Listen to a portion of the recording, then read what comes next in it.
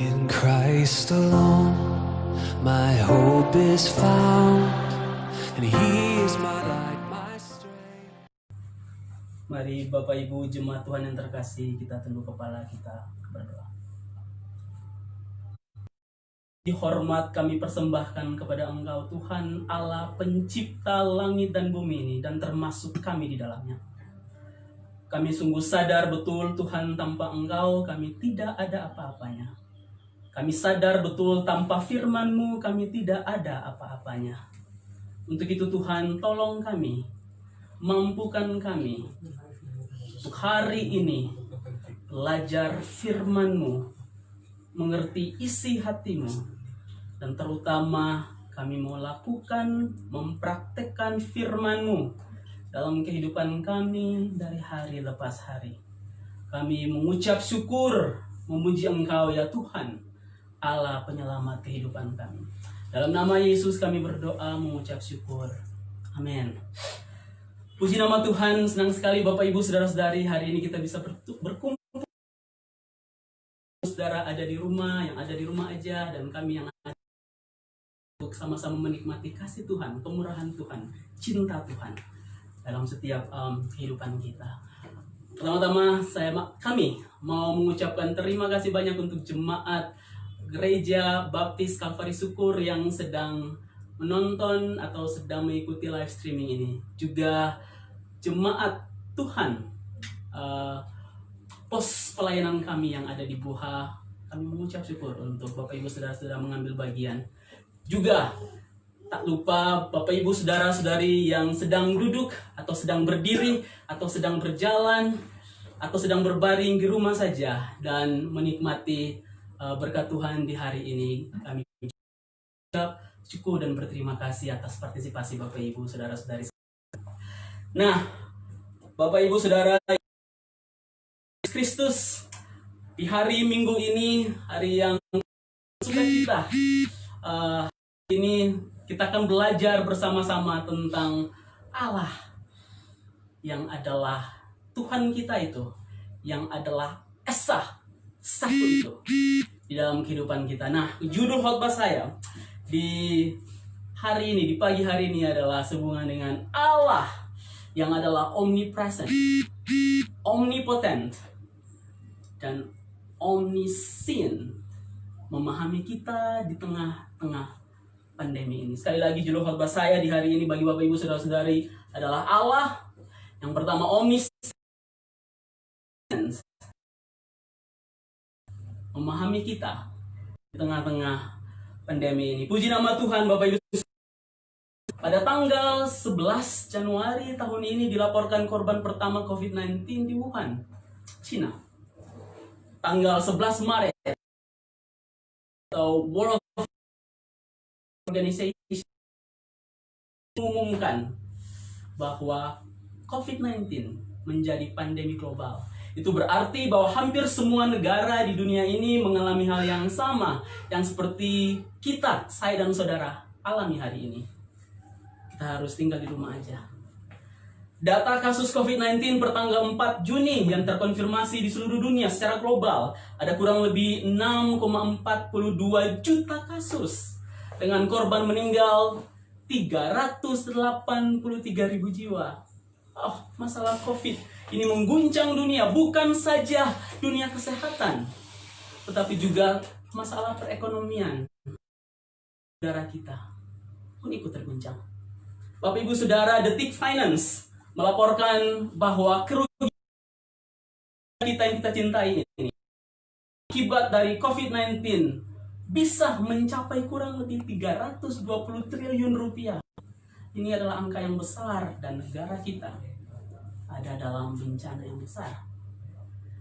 Bapak Ibu Saudara terkasih dalam Tuhan kita Yesus Kristus, bahkan setelah pemerintah memberlakukan pembatasan sosial berskala besar, banyak orang kehilangan pekerjaannya. Mal-mal ditutup, kantor ditutup, perusahaan-perusahaan ditutup. Orang-orang kehilangan pekerjaan mereka. Dan banyak orang-orang kantoran bahkan melatih skill baru mereka untuk bercocok tanam demi menghidupi kehidupan keluarga mereka, istri dan anak-anak mereka. keadaan yang sungguh sangat sulit. Sungguh sangat sulit Bapak Ibu Saudara-saudari. Nah, bahkan ada pengamat Indonesia yang sempat berkata bahwa krisis yang diakibatkan oleh COVID-19 ini lebih parah dari krisis yang terjadi di tahun 1998. Krisis moneter yang kita alami pada tahun 1998. COVID-19 jauh lebih parah. Banyak orang mulai meninggalkan Tuhan. Banyak orang bahkan mulai mempertanyakan keberadaan Tuhan. Orang-orang mulai mempertanyakan di mana Tuhan di saat-saat genting seperti ini. Apakah Tuhan ada? Di mana Dia? Apakah Tuhan ada dalam masalah? Di mana Tuhan? Para ahli agama mulai mencoba untuk berdiskusi dengan COVID-19 ini. Banyak orang mencoba untuk memahami Tuhan di tengah permasalahan yang sedang kita alami. Ada orang yang berpikir bahwa mungkin hal yang terjadi ini adalah kutuk dari Tuhan. Berapa orang percaya seperti itu? Ada orang juga yang berkata, ini mungkin sudah akhir dari zaman ini. Tuhan sudah mau datang, sudah akhir zaman.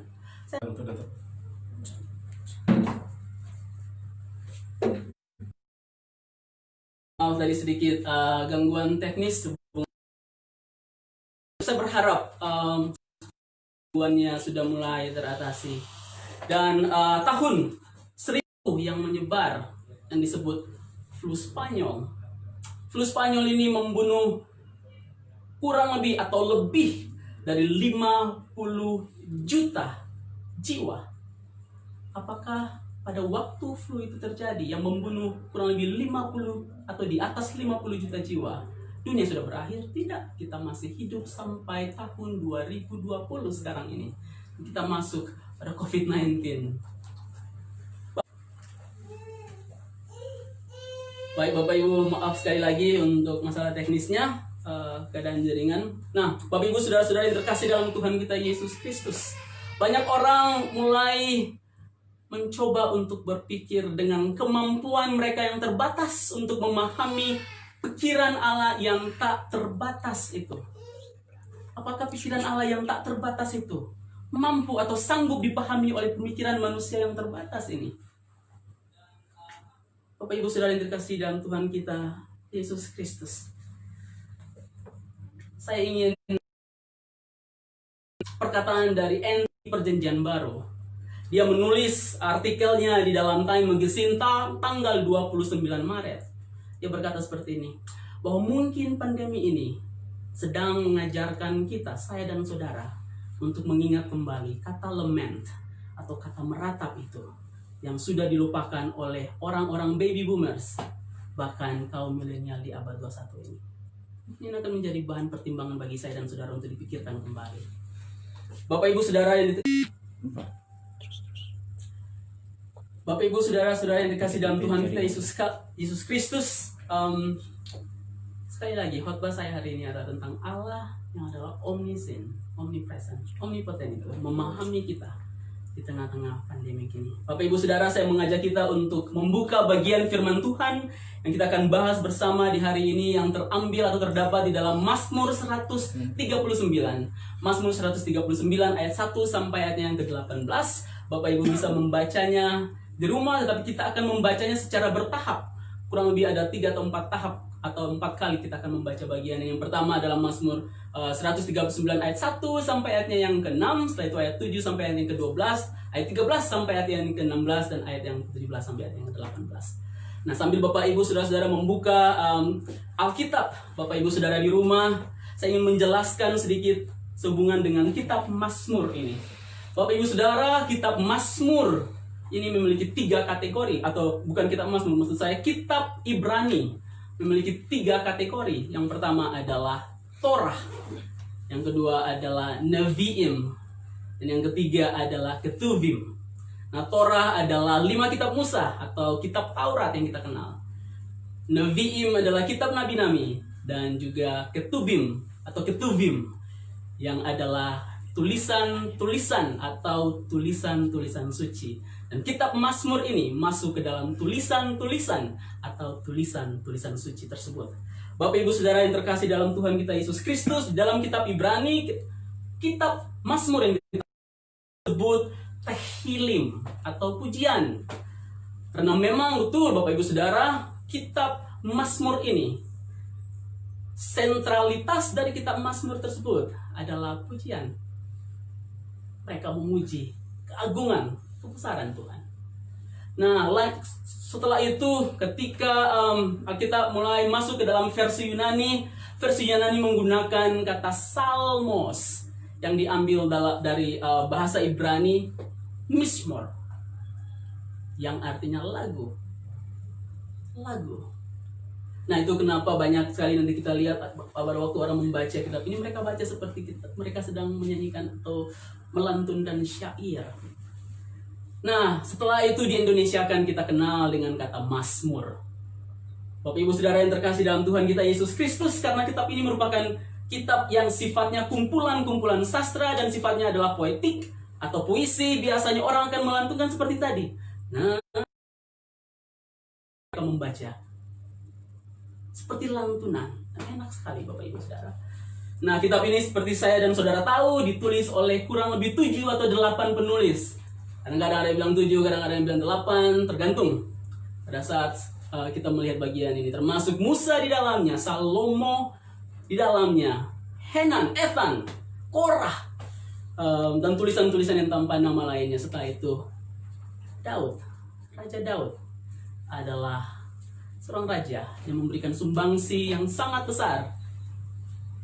Dari 150 pasal di dalam kitab ini, Raja Daud memberikan andil yang sangat besar. Dan hari ini kita akan membahas tentang Mazmur Daud, Mizmor Daud atau Tehillim Daud. Nah, mari kita lihat di ayat yang pertama sampai ayat yang ke-6. Bapak Ibu saudara-saudari yang masih mengikuti khotbah ini, bersama-sama kita membaca. Saya akan membaca buat Bapak Ibu saudara sekalian. Untuk pemimpin biduan, Mazmur Daud. Tuhan, Engkau menyelidiki dan mengenal aku. Engkau mengetahui kalau aku duduk atau berdiri. Engkau mengerti pikiranku dari jauh. Engkau memeriksa aku kalau aku berjalan dan berbaring. Segala jalanku Kau maklumi. Sebab sebelum lidahku mengeluarkan perkataan, sesungguhnya semuanya telah Kau ketahui ya Tuhan. Dari belakang dan dari depan Engkau mengurung aku. Engkau menaruh tanganmu ke atasku. Terlalu ajaib bagiku pengetahuan itu. Terlalu tinggi, tidak sanggup aku mencapainya. Bapak Ibu Saudara yang dikasihi oleh Tuhan kita Yesus Kristus, bagian bacaan tadi sedang menunjukkan atau sedang mengidentifikasikan Raja Daud Maha Tahu. Dia tahu segalanya, dia tahu pada waktu kita duduk, dia tahu pada waktu kita berdiri, dia tahu pada waktu kita berjalan, bahkan dia tahu pada waktu kita berguling atau terbaring. Dan Bapak Ibu Saudara, dia tahu pada waktu Bapak Ibu Saudara sedang menonton live streaming ini. Entah Bapak Ibu Saudara duduk dalam menonton, berdiri, berjalan, atau berbaring dalam menonton tayangan. Allah adalah Allah yang Maha Tahu. Dia tahu Bapak Ibu Saudara-saudari, bahkan pikiran Bapak Ibu Saudara-saudari pada waktu, bahkan sebelum Bapak Ibu Saudara memikirkan itu, Dia sudah tahu. Entah pada waktu itu Bapak Ibu sedang memikirkan masalah, baik masalah kesehatan, masalah ekonomi, masalah dalam rumah tangga antara ibu dan anak atau ayah dan anak, maupun sebaliknya, atau masalah dengan tetangga-tetangga kita. Dia, Allah, tahu dan memahami itu. Dia mengerti tentang semua hal yang kita alami, karena betul Dia adalah Allah yang Maha Tahu. Dia tahu segala sesuatu sehubungan dengan kita, keberadaan totalitas hidup kita. Dia tahu. Karena Dia adalah Allah yang Maha Tahu. Dan Raja Daud sedang menggambarkan ini dengan sangat baiknya. Dia katakan bahwa pada waktu kita berdiri, jalan, duduk, atau terbaring, Dia tahu keadaan kita. Dia tahu Bapak Ibu Saudara pada waktu Bapak Ibu Saudara memilih untuk tinggal di rumah saja. Dia tahu dan mengerti Bapak Ibu Saudara pada waktu Bapak Ibu Saudara memilih untuk keluar bekerja di kebun. Dia tahu dan peduli kepada Bapak Ibu Saudara pada waktu Bapak Ibu Saudara keluar dan mencari penumpang, Gojek atau Grab online. Dia paham betul apa yang Bapak Ibu Saudari alami atau rasakan. Dia tahu dan dia paham betul. Bapak Ibu Saudara yang terkasih dalam Tuhan kita Yesus Kristus, itulah Allah yang kita sembah. Saya dan saudara sedang menyembah pada satu pribadi yang tepat. Satu pribadi yang tepat, yaitu Allah. Satuan Allah Kudus. Bapak Ibu Saudara, ayat yang kedua dan yang ketiga yang tadi kita baca, Mazmur atau Mazmur dari Daud ini sedang menggunakan 4 gerakan tubuh. Katakan, pada waktu engkau duduk, pada waktu engkau berdiri, pada waktu engkau berjalan, pada waktu engkau berbaring. Keempat bagian gerakan tubuh ini disebut dalam Shema. Shema Yisrael. Shema adalah doa Israel setiap hari, pagi dan malam. Lantunkan kata Shema Yisrael yang diambil di dalam Ulangan pasal 6 ayat yang keempat. Ya, mungkin lantunannya seperti ini. Shema Israel Adonai Eloheinu Adonai Echad. Dengar, oh Israel, Tuhan kita adalah Allah, dan Tuhan kita Esa. Satu kokoh, itu Tuhan kita. Allah di dalam Putra dan Roh Kudus. Shema Israel. Bapak Ibu Saudara yang dikasihi oleh Tuhan kita Yesus Kristus, Allah yang adalah Esa, Allah yang adalah satu itu, Shema Israel, bersama-sama dengan saya dan saudara, ada dengan saya dan saudara. Bapak Ibu yang terkasih dalam Tuhan kita Yesus Kristus, mari saya mengajak kita untuk melihat bagian yang kedua, yang hubungan dengan Allah yang adalah Maha Hadir, ada di mana-mana. Mari sama-sama kita lihat bagian yang kedua, itu di dalam ayat yang ke-7 sampai ayat yang ke-12. Saya akan baca buat Bapak Ibu Saudara-saudara sekalian. Kemana aku dapat pergi menjauhi rohmu? Kemana aku dapat lari dari hadapanmu? Jika aku mendaki ke langit, engkau di sana. Jika aku menaruh tempat tidurku di dunia orang mati, di situ pun engkau. Jika aku terbang dengan sayap fajar dan membuat kediaman di ujung laut, juga di sana tanganmu akan menuntun aku, dan tangan kananmu memegang aku. Jika aku berkata, biarlah kegelapan saja melingkupi aku, dan terang sekelilingku jadi malam, maka kegelapan pun tidak menggelapkan bagimu, dan malam menjadi terang seperti siang. Kegelapan sama seperti terang. Bapak Ibu Saudara yang dikasihi oleh Tuhan kita Yesus Kristus, pemazmur Daud dalam bagian ini sedang menggambarkan karakteristik Allah yang adalah omnipresent. Dia Maha Hadir. Dikatakan bahwa walaupun aku mendaki ke langit, engkau ada di sana. Jika aku turun ke tempat tidurku di dunia orang mati atau Sheol, engkau ada di sana. Engkau ada di mana-mana. Jika aku terbang dengan sayap fajar dan membuat kediaman di ujung laut, juga di sana tanganmu akan menuntun aku, dan tanganmu itu memegang aku. Tuhan kita, Allah yang omnipresent, ada di mana-mana. Pada saat orang berkata, di mana Tuhan di saat masalah pandemi ini? Oh, saya pikir mereka tidak paham bagian ini. Dan juga pada waktu seseorang terima Yesus sebagai Tuhan dan Juru Selamat, Yesus secara permanen tinggal di dalam kehidupan mereka. Bagaimana mereka bisa berkata, di mana Tuhan itu? Bagaimana mereka bisa berkata, Tuhan, Engkau ada di mana? Di saat masalah ini saya alami. Laut ataupun di darat, Dia, Allah itu ada di sana bersama-sama dengan saya dan saudara. Yang omnipresent, maha hadir, ada di mana-mana. Bapak Ibu Saudara yang terkasih dalam Tuhan kita Yesus Kristus, kemaha hadiran Tuhan bersama-sama dengan kita. Maaf Bapak Ibu Saudara-saudari, untuk sedikit gangguan teknis ini. Dan Tuhan itu membuktikan bahwa Dia adalah Allah yang esa, satu, bersama-sama dengan kita melewati masalah ini, melewati pandemi ini. Mazmur 23 ayat 4 berkata, sekalipun aku berjalan dalam lembah kekelaman, aku tidak akan takut bahaya, sebab Engkau besertaku. Engkau besertaku, Tuhan kita beserta kita. Gadamu dan tongkatmu itulah yang menghibur aku.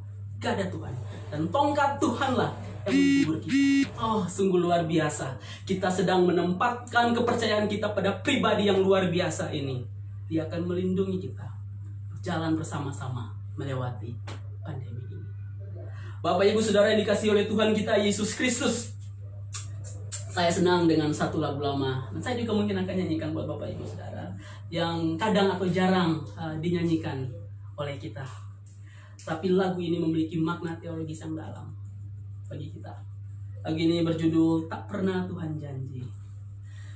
Tak pernah Tuhan janji, hidupku takkan tak pernah Dia janji lautan tenang, tetapi Dia berjanji kan selalu sertaku dan menuntun jalan hidupku selalu. Oh, sungguh indah. Tuhan tidak pernah berjanji bahwa tidak akan ada pandemi. Tetapi Tuhan berjanji akan bersama-sama dengan kita melewati pandemi ini. Bapak Ibu Saudara yang dikasihi oleh Tuhan kita Yesus Kristus. Dalam kandungan ibuku, aku bersyukur kepadamu oleh karena kejadianku dahsyat dan ajaib. Ajaib apa yang Kau buat dan jiwaku benar-benar menyadarinya. Tulang-tulangku tidak terlindung bagimu. Ketika aku dijadikan di tempat yang tersembunyi, aku direkam di bagian-bagian bumi yang paling bawah. Matamu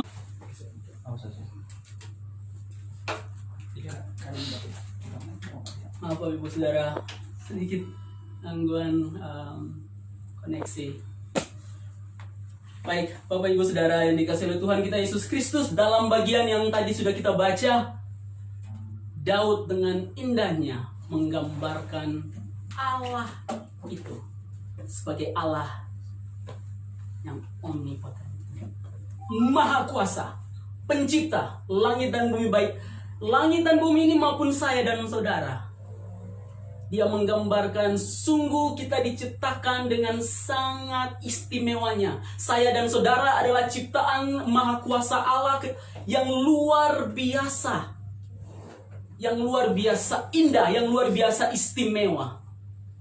Dan Dia bahkan merekam setiap pergerakan-pergerakan kita.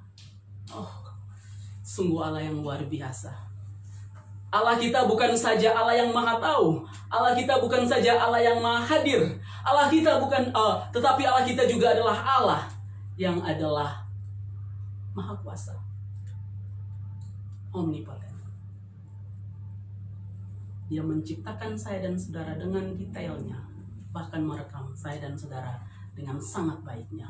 Bagaimana Bapak Ibu Saudara-saudara mungkin berkata, oh, Tuhan mungkin akan menghancurkan atau mengutuk ciptaan yang berharga itu. Gimana bisa kita mengatakan bahwa Tuhan akan mengutuk ciptaan yang berharga itu? Saya dan saudara adalah ciptaan yang berharga. Dan Dia dengan kekuatan kuasa tangannya memegang tangan kita untuk berjalan bersama melewati pandemi ini. Oh, sungguh luar biasa ketika kita mengenal Allah kita yang begitu perkasa, begitu maha kuasanya. Dan dengan tangan kemahakuasannya, Dia akan menuntun kita, memegang kita melewati masalah ini. Betul, masalah ini terjadi, tapi Dia ada di sana. Dia bukan saja memahami dan mengetahui masalah yang kita alami, tetapi Dia juga ada di sana bersama-sama dengan saya dan saudara. Dan Dia dengan tangan kuasanya, kekuatan kekuasaan tangannya akan membawa saya dan saudara melewati masalah ini. Itulah Allah kita. Itulah Tuhan kita. Bapak Ibu Saudara yang dikasihi oleh Tuhan kita Yesus Kristus. Oh, sekali-kali Allah tidak pernah melupakan kita. Walaupun kita ada dalam pandemi. Pikir bahwa Tuhan mengutuk kita. Jangan pernah berpikir bahwa Tuhan melupakan kita. Tidak. Tuhan tidak melupakan kita. Karena kita adalah ciptaan yang termulia, yang terindah, yang spesial. Bapak Ibu Saudara dikasihi oleh Tuhan kita Yesus Kristus. 2 ayat terakhir akan menutup kita. Mari sama-sama kita melihat ayat 17 dan 18. Dan bagiku betapa sulitnya pikiranmu ya Allah, betapa besar jumlahnya. Jika aku mau menghitungnya, itu lebih banyak dari pasir. Wow. Pikiran Tuhan begitu luas, pikiran Tuhan begitu besar. Tidak ada satu manusia pun dengan keterbatasan kemampuan pikirannya mampu dan sanggup mengerti pikiran Allah yang luas. Bapak Ibu, saya bisa bayangkan satu satu genggaman pasir saja. Waktu seseorang menghitung itu, saya pikir dia bisa memakan waktu 1 sampai 2 hari atau bahkan 3 hari hanya untuk menghitung berapa jumlah pasir dalam satu genggaman. Bayangkan kalau pasir Malalayang yang mau dihitung, bisa sampai orang itu mati. Tidak akan habis terhitung. Begitu pula pemikiran Allah kita. Pikiran Allah kita luas, besar, dan tak mampu dimengerti oleh keterbatasan, limited, keterbatasan pikiran manusia. Dan Dia yang Allah yang kita sembah itu, Allah yang luar biasa, maha kuasa, dan ajaib. Bapak Ibu Saudara yang terkasih dalam Tuhan kita Yesus Kristus. Mungkin betul kita tidak mengerti dengan pasti kenapa pandemi ini melanda hidup kita. Tetapi satu hal yang pasti, janjinya Dia akan beserta dengan kita. Dia akan berjalan, Dia bukan saja memahami kita, tapi Dia beserta dengan kita. Dan kekuatan kuasa tangannya akan menggenggam kita dan membawa kita melewati masalah ini. Oh, sungguh luar biasa. Allah yang Esa itu sedang bersama-sama dengan kita. Shema Yisrael, Adonai Elohianu, Adonai Ehad. Mari kita berdoa. Bapa kami yang di surga, kami bersyukur karena kami sedang memposisikan kepercayaan kami, iman kami kepada Allah yang tepat, kepada Allah yang benar, kepada Allah yang esa, Bapa, Putra, dan Roh Kudus.